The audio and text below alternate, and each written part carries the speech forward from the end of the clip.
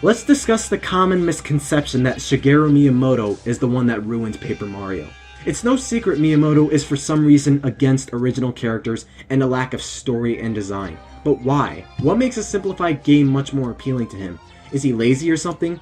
He was interviewed on Wired.com as Super Paper Mario came out, but this was around the time Super Mario Galaxy 2 was revealed at E3 2 years later. He was asked on why Galaxy 2 didn't have a deep storyline unlike Super Mario Galaxy.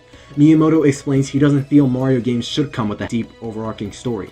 He feels Zelda should have those deep stories, but Mario shouldn't. He believes Mario games are about a bright and fun experience, and you don't need complicated settings with characters with backstories weighing down the bright and lighthearted feel of the game. A villain you fight to beat and find out they're not that bad is enough of a story for a fun experience in his eyes, which is a recurring theme in Mario games. Donkey Kong in the original arcade game is an example, as he was just misunderstood and not really a bad guy.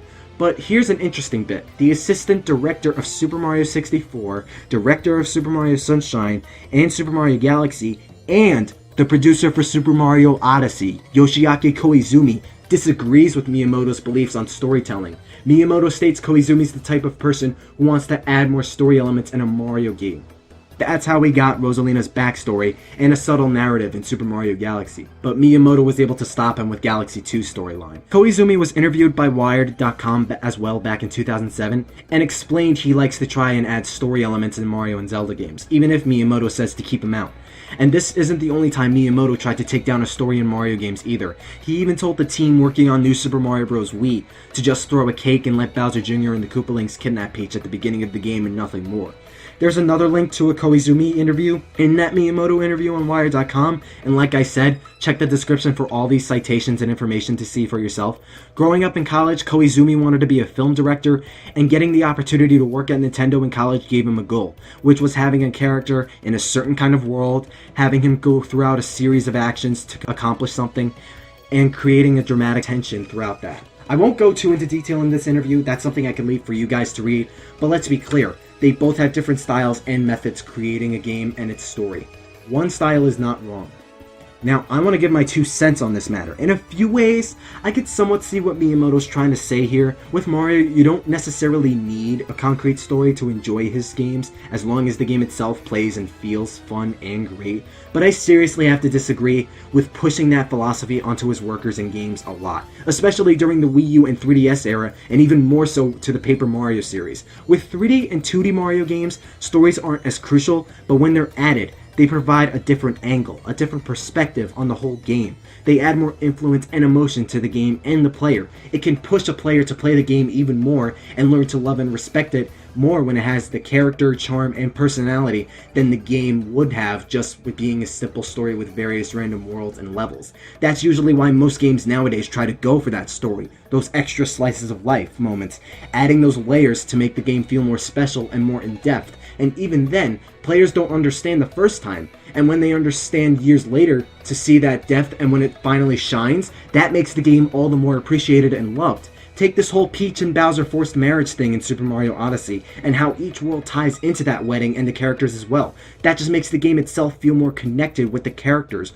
the worlds, and the Super Mario franchise. It makes a video game feel like one massive continuative world and story. It's something you don't even have to add, but when it is, not only is it more appreciated and noticeable, it makes the universe of that game feel a lot more alive. You can feel the emotion, you can feel the happiness, the sadness, you can feel these games, these characters, these worlds hold more value, more human-like nature, and more structure than being just one-dimensional. Not only that, but they never weighed down the experience. Rosalina's backstory's sad, yeah, but that never interfered with the gameplay and overall story itself, especially since it was an optional feature you could look into yourself. Super Mario Galaxy felt epic and dramatic, but still felt fun and exciting. The narrative given is that extra oomph that gives Galaxy the praise and love it still does today. This is why I'm hyped that Yoshiaki Koizumi seems to be taking a huge part in developing Super Mario Odyssey, because it really does seem like we're getting that extra narrative, a bit more story, and especially more character and expression in Super Mario Odyssey, even if he's not really directing it. But with Paper Mario, it's a lot less forgiving, because those games are well known for their story and characters, not just because of the fact they were RPGs from the beginning, but Paper Mario as a whole, even its Super, is well known for its characters, its personalities, its writing, designing, its world and world building, its events, its stories, not just the gameplay. So to nerf the Paper Mario series to fall in line with Super Mario 3D Land and Super Mario 3D World, as well as the new Super Mario Bros. Games in terms of simplicity and lack of originality and creativity, is why fans do not like Sticker Star and Color Splash, at least not nearly as much as the previous 3 titles, especially when that's not what Paper Mario was to begin with. That's why I respect Yoshiaki Koizumi in the aspect that he challenged Miyamoto's beliefs and gave us a better Mario game than what would have been back on the Wii, and we might be getting that in Super Mario Odyssey. I feel like it's because of Miyamoto's beliefs. It also affected other franchises like Star Fox getting the same story the 3rd time in Star Fox Zero, but that kind of dragged on a lot longer than I hoped.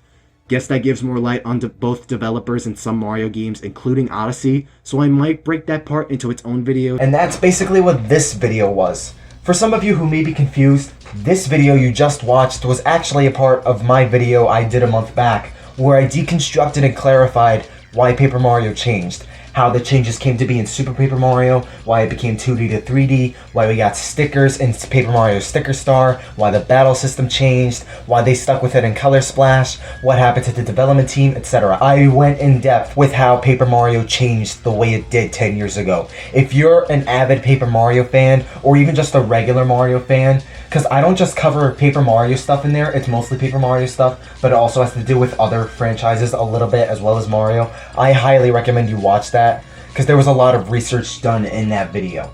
I'll link that in the description and at the end of this video, but thank you for watching, and be sure to stick around for more Paper Mario stuff, as well as Super Mario Odyssey, and my other Paper Mario video as well. Stay super.